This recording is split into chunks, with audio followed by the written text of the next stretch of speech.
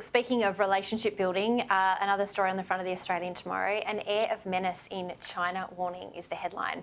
Beijing has warned of serious consequences for Australian aircraft that fail to respect its sovereignty, claiming an RAAF jet intercepted by one of its fighters last month had approached the disputed Paracel Islands, which it claims as its own. Caro, I think this is going to get a lot more uglier before it gets prettier with our relationship reparations with China, isn't it? It's a really interesting reset, isn't it? Yeah. China says that it wants a reset, but I think they're just testing the new government to see what they can get away with, or perhaps I think this happened maybe just before the election. I'm not sure. Anyway.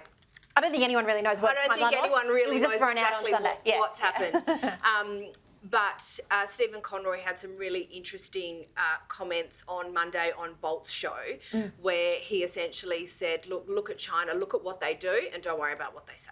Yeah, that's a very good point. Tanvir, do you think that, Richard Marles needs to just focus solely on, things like China at this point in time and maybe ignore all of the other stories that are floating around, specifically building other, emergency subs to fill in our little stopgap for the $90 billion that we wasted previously?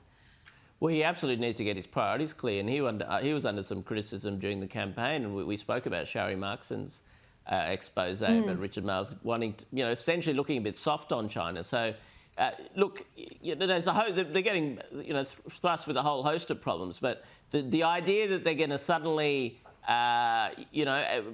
play all friendly and it's all going to be dandy with China, and not that they've said that exactly, but I think it's showing to be very naive.